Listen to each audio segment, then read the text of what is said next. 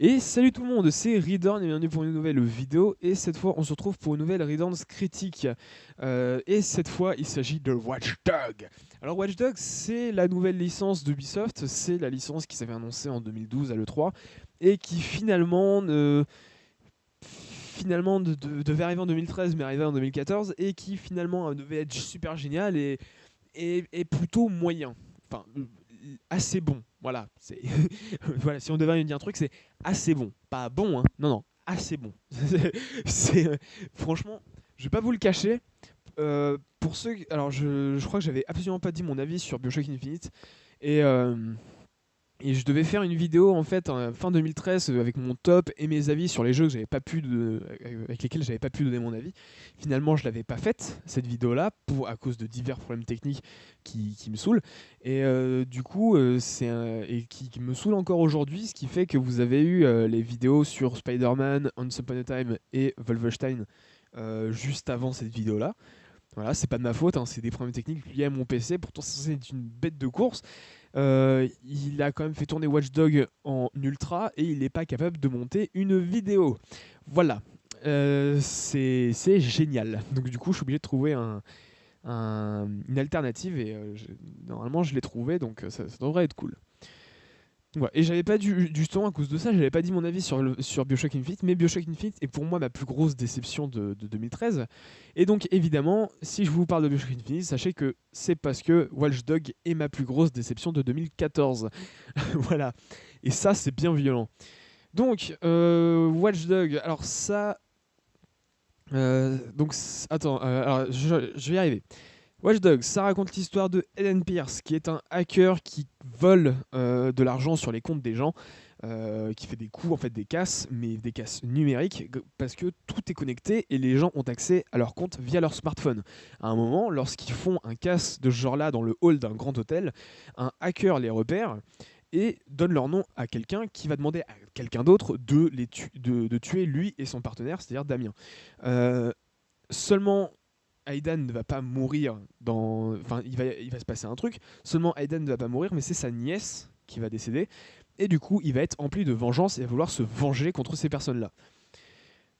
Et là, je vous ai raconté juste la première cinématique du jeu. Et la première cinématique chronologique du jeu. Pas de flashback en arrière pour qu'on en apprenne plus, pour qu'on apprécie plus le personnage de sa nièce. Rien du tout, rien qui pourrait tout simplement nous attirer justement la sympathie pour ces personnages-là. Et du coup, on s'en fout, ça plombe littéralement le fil rouge du jeu. C'est-à-dire, c'est bien un personnage qui doit se venger, tout ça, mais avant d'installer une histoire de vengeance, on installe les personnages. Surtout que Eden Pierce et surtout sa famille, euh, c'est des personnages auxquels on peut savoir un peu qui c'est, leur passé, etc. Et du coup,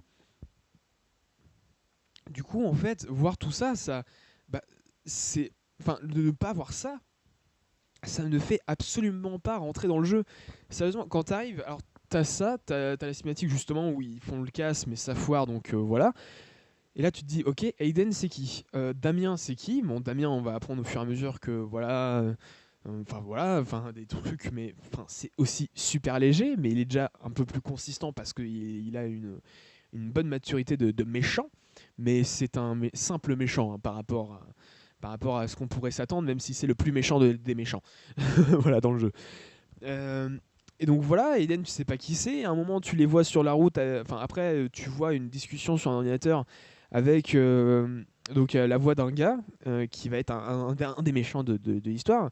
Et Marco, c'est Marco ou Maurice. C'est Maurice. Et Maurice, justement, qui va lui perpétrer l'accident en tirant dans le pneu d'un des pneus de la voiture d'Aiden. Puis après, tu vois justement le moment où il tire dans le pneu de la voiture d'Aiden. Puis après, tu les vois sur la tombe de la gamine. Et puis voilà.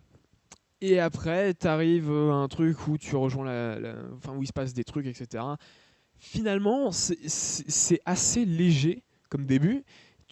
T'as pas le temps de prendre de la sympathie pour les personnages. T'as aucun moyen d'ailleurs d'avoir de la sympathie pour les personnages, à part pour la famille d'Aiden, parce que quand même, ils s'en prennent un peu par la gueule à cause de lui. Mais c'est tout. Mais Aiden, enfin voilà, il n'est pas non plus super charismatique comme personnage principal, ce qui casse littéralement tout. Et c'est bien dommage. Et l'histoire, franchement, démarre seulement vraiment bien à partir du troisième acte. En tout cas, c'est à partir de ce moment-là que j'ai vraiment réussi à me mettre dans l'histoire. Et encore pas totalement. Voilà. Et les personnages les plus charismatiques sont les personnages dont on sait le moins, parce que on doit en savoir le moins sur eux. Par exemple, Clara ou Default ou T-Bone, pour ne citer que, parce que c'est les personnages les plus charismatiques du jeu.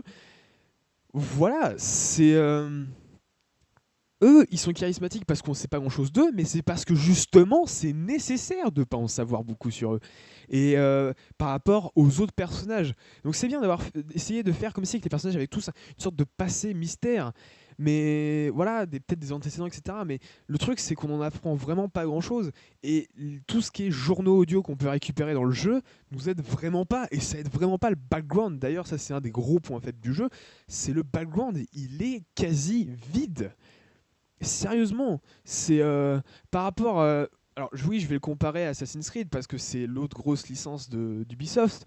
Mais comparé à Assassin's Creed, oui, le background est vide. Alors certes, il y a DeadSec qui est quasiment pas utilisé dans le jeu, d'ailleurs. Mais franchement, autant dire, c'est. Enfin, voilà quoi. Le background n'est pas du tout utilisé sinon. Pas de complot, pas de machin, pas de guerre entre Bloom et DeadSec. Tu sais qu'il y a des trucs qui se passent, tu dois te douter qu'il y a des trucs qui se passent. Mais il n'y a même pas une légère preuve, une légère énonciation, genre quelques mots qui pourraient te faire croire qu'il y a tel ou tel truc. Et puis voilà, il n'y a pas de truc qui te laisse poser des questions. Et quand tu termines le jeu, et bah tu sors du jeu en te disant c'était sympa, mais tu te poses pas de questions en te disant qu'est-ce que c'était que ci, qu'est-ce que c'était ça, pourquoi ci, pourquoi ça. Non, parce que tout est réglé, t'as aucune question.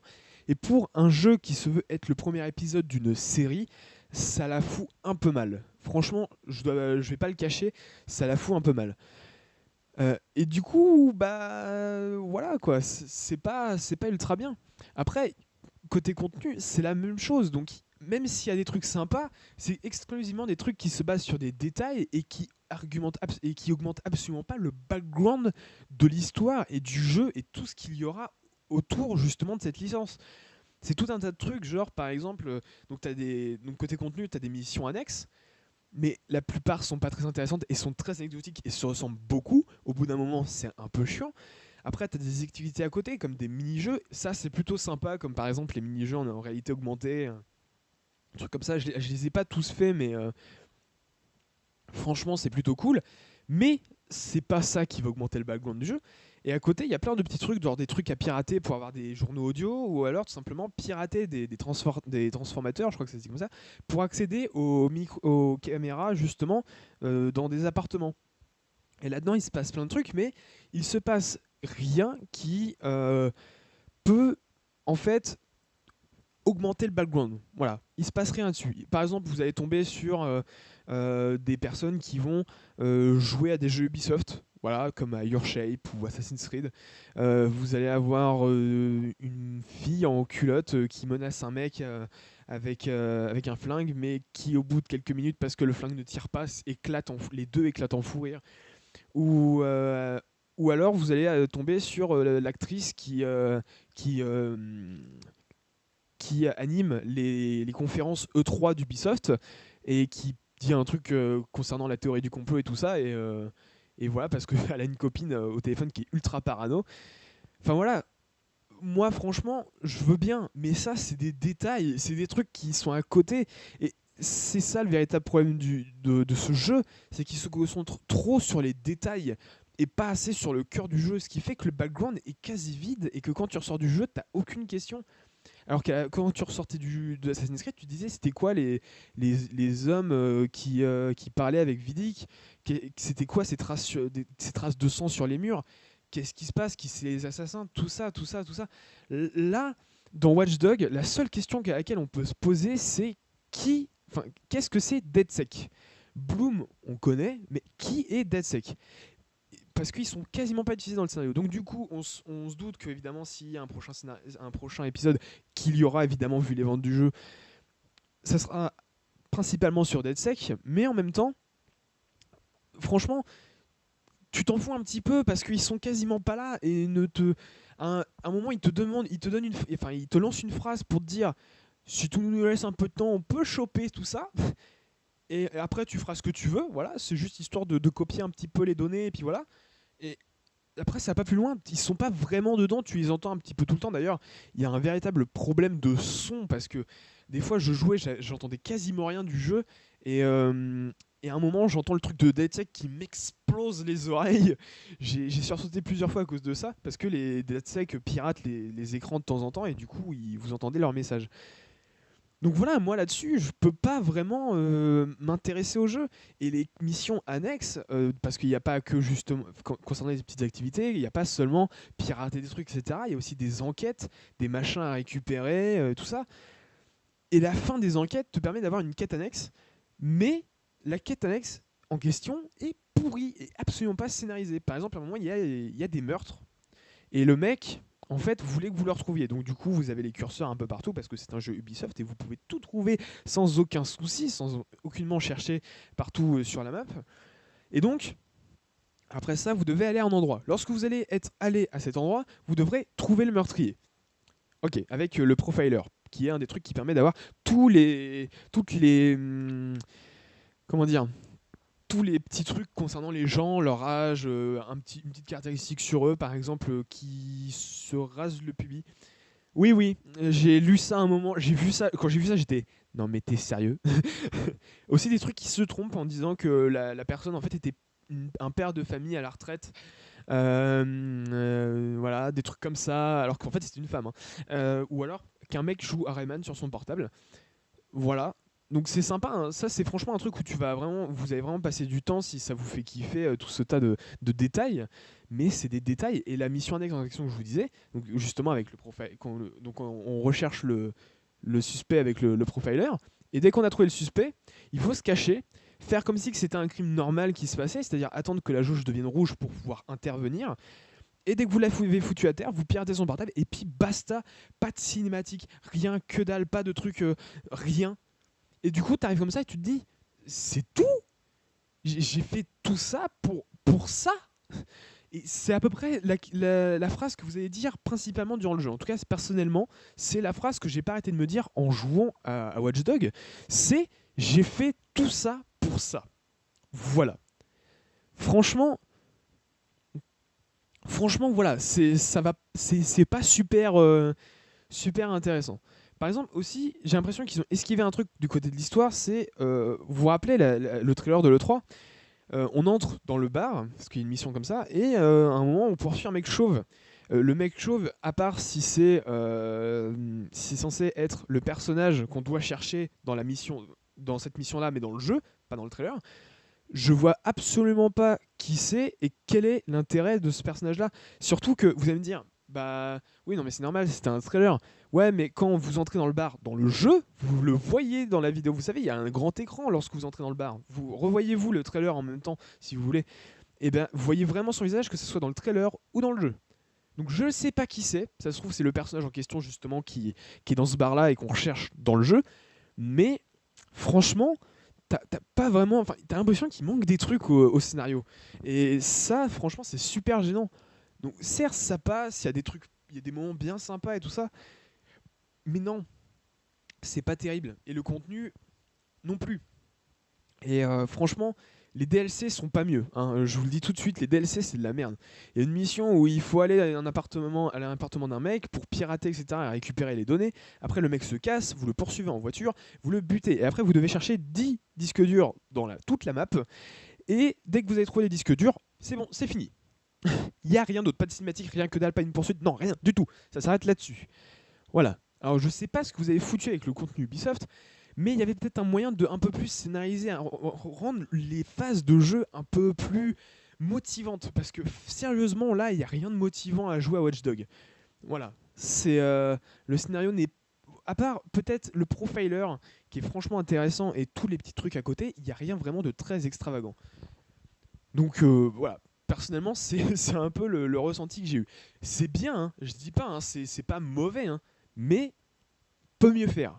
Franchement, peut largement mieux faire. Alors là, franchement, et ça fait vraiment penser à Person of Interest. D'ailleurs, les côtés voix, on va parler de l'audio du coup avec ça. Côté voix, le doubleur qui double Eden Pierce et aussi le doubleur qui double le personnage principal de Person of Interest. Et du coup, ça passe bien. Le problème, en fait, c'est que c'est pas les voix des personnages qui vont nous faire entrer dans le jeu. Mais la VF est excellente. Hein. C'est un jeu Ubisoft, la VF est excellente. Euh, donc du coup, voilà. Donc du coup, je sais plus du tout trop. Voilà. Mais je me suis totalement emmêlé les pinceaux. Donc du coup, c'est pas ultra bon.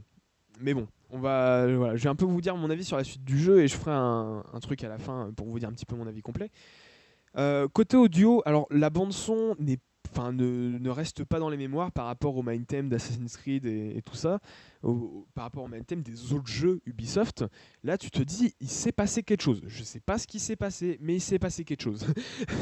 C'est très simple. Les musiques qu'il y a dans les radios, tu les connais quasiment pas. Il y en a la plupart, je les connais pas. Et les artistes, c'est pareil. Donc bon, voilà. Encore, ils auraient pris des musiques qu'on connaît pas trop. Euh, bon, ça aurait pas été dérangeant, mais là, la plupart, on les connaît pas. À part Kid Cudi et Wu-Tang Clan, j'en connaissais pas beaucoup des artistes. Hein. Donc, bon, c'est. Voilà. Mais la VF est très bonne. Graphiquement, le jeu n'est pas aussi beau que lors du trailer de l'E3. C'est clair et net. Mais il est quand même vachement beau. Personnellement, j'y ai joué en ultra, j'y ai joué sur PC, donc j'y ai joué en ultra, parce que je peux me le permettre. Et franchement, il est vachement beau, les effets de lumière sont sympas. Bon, on se fait littéralement éblouir quand il y a un coucher de soleil, mais bon, ça, c'est pas grave. Euh, mais franchement, ouais, c'est cool, c'est franchement cool. Euh, Après, techniquement, le jeu a pas mal de défauts. Hein. D'ailleurs, il y a un peu d'aliasing, il y a du clipping. Au départ, je l'avais pas remarqué, c'est en refaisant le jeu pour faire les DLC là que j'ai remarqué que justement il y avait du clipping. Et du coup, je me suis dit, je me suis dit, ouais, ça se voit bien quand même qu'il y ait du clipping. C'est parce que j'étais concentré autre part et du coup, j'avais pas forcément remarqué le clipping. Mais bon, voilà. Il y a aussi les collisions. Les collisions qui sont juste hachées, que ce soit contre des personnes ou lorsqu'il y a des voitures, etc. La collision est pas terrible du tout. Les gunfights sont sympas, il y a des phases d'infiltration aussi qui sont bien cool, même si des fois les personnages, quand tu leur tires dans la tête, ne meurent pas. Et je parle vraiment de n'importe quel personnage. Hein. Certains personnages ne meurent pas quand tu leur tires une balle dans la tête parce que ce sont les gros ultra résistants, les tanks des ennemis. Mais les autres, des fois, tu leur fous une balle dans la tête, ils crèvent pas pour autant. Hein. Et des fois, ils marchent. Donc du coup, le viseur a un léger problème d'hitbox. Mais bon, c'est quand on tire de loin, je comprends, mais quand on tire de près et que des fois le personnage ne crève pas, ça paraît assez bizarre. Et du coup, voilà. Aussi, avec la manière de se cacher, des fois ça bug, voilà, pour se protéger, tout ça. Du coup, les ennemis, des fois, nous repèrent alors que tu as tout fait pour te mettre à couvert et qu'en fait, le personnage, il a fait un peu ce qu'il voulait. Donc voilà. Aussi, il y a le système de hacking, évidemment, qui est la principale feature du jeu. Et là aussi, il y a quelques petits problèmes. Par exemple, des fois, on peut pas. On veut pirater une caméra qu'on vient de pirater. Hein, c'est juste qu'on s'est barré de la caméra pour essayer de revenir à une autre caméra, et voilà, etc. Et la caméra qu'on vient de pirater, on peut plus la pirater pour une raison littéralement inconnue. Et des fois, on se déplace un petit peu, hop, on peut la pirater. Mais si on se déplace un petit peu encore quelconque manière, hop, on peut plus la pirater. C'est un peu bizarre. Il y a plein de trucs comme ça. Des fois, lorsque vous allez appuyer sur vous essayez de hacker quelque chose, en fait, ça va hacker autre chose. Et tout un tas de trucs dans ce genre-là, et c'est franchement un peu chiant au bout d'un moment.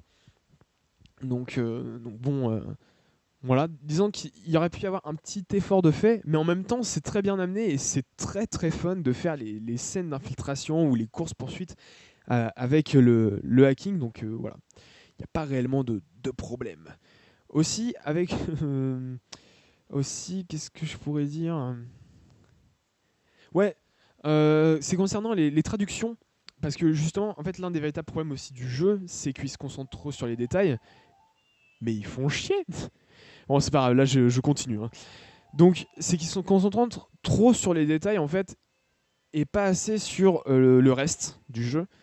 Et il y a plein de détails. Par exemple, vous pouvez pirater des panneaux publicitaires pour qu'ils fassent apparaître des messages. Et tous ces panneaux publicitaires, en fait, font apparaître des punchlines de films.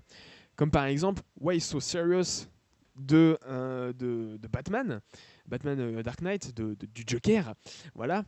Le véritable problème, c'est qu'elles sont traduites, en tout cas pour celles-là, et elles ne sont pas localisées, c'est-à-dire ils n'ont pas essayé de rechercher la punchline dans le film, cependant les langues.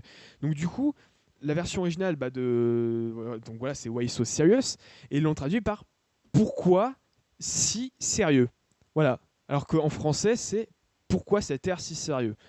Ouais, plein de trucs comme ça. Et des fois, il y a des trucs, ou alors c'est Like a Boss. Voilà. Ça a été traduit dans le jeu. Je l'ai trouvé que c'est marqué comme un boss. Voilà.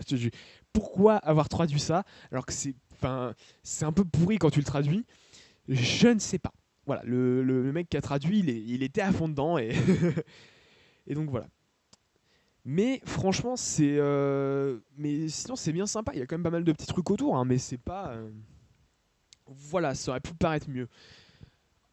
Et j'ai un peu parlé de tout ce que je voulais parler. Ah non, j'ai oublié de parler d'un truc, c'est l'IA. Alors d'ailleurs, ça me permet de parler des avis des journalistes. Et essentiellement, du seul avis journalistique que j'ai réellement lu, c'est jeuxvideo.com. Euh, alors, déjà, 18, vous lui mettez trop. Franchement, vous avez été payé par Ubisoft, ça se voit. Autre chose, l'IA. Non, l'IA est tout l'inverse de ce que vous décriez. Soit ils sont totalement chiants, c'est-à-dire vachement présents, c'est-à-dire que par exemple, vous vous déplacez un petit peu, je vous peux assurer que s'il y en a qui vous tirent dessus à ce moment-là, leur viseur se déplace et vous vous en prenez plein la gueule jusqu'à ce que vous cachez de l'autre côté. Voilà, donc il y a un système de couverture qui vous permet un petit peu à la manière de Splinter Cell Blacklist. D'ailleurs, le Watch Dogs s'inspire beaucoup de certains des licences d'Ubisoft, hein, côté maniement, gameplay, etc. Ça se voit. Mais le truc, c'est que s'il y a un espace et que vous décidez de passer d'un abri à l'autre, et ben vous allez vous faire. Et s'il y a des ennemis qui tirent et qui vous ont vraiment dans le viseur, vous pouvez vous assurer que entre les deux passages, vous allez vous prendre des balles. Ils visent très bien. Quand ils vous visent dessus, vous êtes mort assez rapidement. Et donc voilà. Le truc, c'est que les ennemis sont aussi totalement teubés. Voilà. Par exemple, à un moment, j'avais commencé une mission où je devais une mission annexe, hein, où je devais neutraliser deux personnes qui étaient dans des voitures. Et donc le but, c'est de faire une embuscade, tout simplement une embuscade auprès des ennemis et tout. Voilà, c'est l'embuscade de taré. Et en fait, bah, j'avais dû faire lever un truc un peu plus loin. Et du coup, ils se sont arrêtés, ils ont changé de chemin et ils sont sortis de la voiture. Et le temps que j'arrive à eux, alors que personne les emmerdait techniquement, et bah ils sont morts. Et donc du coup j'ai raté ma mission. Voilà. Ou alors des fois dans une mission du jeu où il faut retrouver Damien, enfin l'appartement de Damien. Après il y a des ennemis qui arrivent. Et bah je suis resté caché, j'ai fait péter quelques trucs dans le décor pour en tuer quelques-uns. Et après, parce que je bougeais pas pour leur tirer dessus, ils se sont barrés, ils sont même pas venus à moi, sachant précisément juste avant où j'étais, puisqu'ils tiraient dans l'abri où j'étais sur l'abri où j'étais juste derrière. Donc ils savaient où j'étais, donc ils avaient juste à monter pour venir me faire chier, mais non, pas du tout. Et ça, je trouve que c'est un truc qu'ils auraient dû prendre de Splinter Cell, c'est la zone où on est en fait. Parce qu'au bout d'un moment, ils te disent tiens, ils sont là, mais après, ils commencent à se casser un peu n'importe où, à faire n'importe quoi, et puis après, littéralement, penser que vous avez disparu. Ce qui rend l'IA totalement conne. Je suis désolé, pour moi, ils sont totalement débiles. C'est comme l'IA qui se suicide du haut d'un escalier dans l'une des missions aussi principales, dont la vidéo est trouvable sur internet. Moi aussi, ça m'est arrivé. Je me disais, mais merde, j'avais pas plus de curseurs d'ennemis plus loin. Alors, donc, du coup, moi, j'avance. Puis je les vois tous à terre, au pied de l'escalier. Je fais, ok, d'accord. Donc voilà. Donc, franchement, personnellement, ce que je peux dire en gros sur le jeu, c'est que c'est bon, enfin c'est assez bon, mais ça aurait vraiment pu être mieux.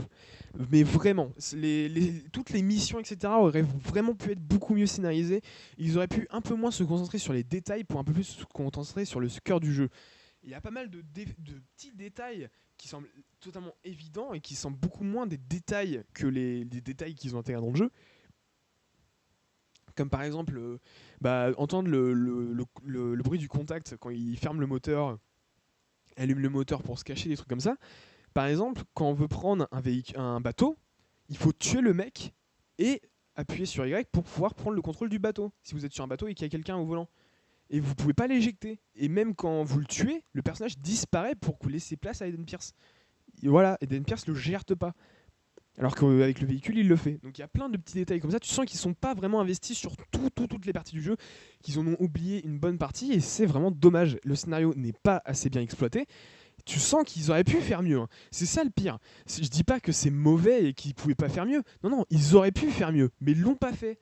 Et soit ils ont voulu faire vite parce que déjà ils avaient déjà repoussé une fois le développement du jeu, mais je sais pas exactement pourquoi, mais en tout cas, il y a quelque chose qui va pas. Il y a clairement quelque chose qui va pas et ça empêche un petit peu de pouvoir apprécier tout l'effort qui a été fait autour du jeu, même si je me suis bien marré, si je me suis amusé à certains moments, ça aurait pu être mieux. Disons, c'est bon, c'est bon, c'est un bon jeu, mais il aurait vraiment pu être mieux. Et franchement, il n'y a vraiment pas à chercher, il aurait vraiment pu être mieux. Mais il ne l'est pas. Voilà. Et du coup, c'est un peu dommage. Mais sachant les ventes du jeu, on peut évidemment s'assurer un second épisode. Et là, franchement, j'ai un peu peur. Donc voilà, je l'attends pas forcément autant que j'attendais le premier épisode. Et surtout, mais qu'est-ce qu'ils vont pouvoir faire dans ce second épisode? Est-ce qu'ils vont réutiliser Chicago? Mais s'ils réutilisent Chicago, on va vraiment se faire chier, parce qu'au bout d'un moment, dans Chicago, tu te fais chier, clairement. Quand t'as pratiquement plus rien à faire, tu t'emmerdes. Puis voilà, quoi, c'est un peu ça le problème. Tu te dis, mais qu'est-ce qu'ils vont pouvoir faire? Déjà, le scénario du 1, il n'était pas super bien exploité. Alors, s'ils font un scénario pour le second épisode, est-ce qu'il va être juste ultra épique? On va faire oh, ou alors est-ce qu'on va finalement se dire, c'était naze. Voilà, c'était naze. Et franchement, c'est vraiment une mauvaise série de la part d'Ubisoft.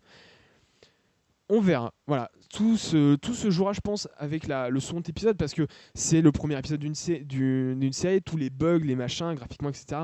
Ça vient un petit peu du fait que le jeu était aussi développé sur 360 et PS3, et que du coup, il y a des trucs qu'ils n'ont pas pu faire. Je pense que le second épisode, qui sera un épisode totalement next-gen, totalement sur les consoles PS4, Xbox One et évidemment le PC, vont vraiment être va vraiment être beaucoup mieux techniquement et tout ça. Et il n'y a plus qu'à eux de faire un effort pour faire un très bon scénario. Et puis voilà, je pense qu'on aura, moi en tout cas je l'espère, qu'on aura un très bon second épisode de Watch Dogs, parce que franchement le premier épisode aurait pu être beaucoup mieux que ça. Et je vois pas comment, s'ils ne peuvent pas faire mieux que ça, ce sera que pire, et franchement ça voudra dire que Watch Dogs est une mauvaise licence. Voilà, c'est en gros mon avis sur Watch Dogs, donc c'est assez clash, hein, je l'avoue, mais c'est vraiment mon avis personnel sur le jeu, j'y peux rien, c'est comme ça.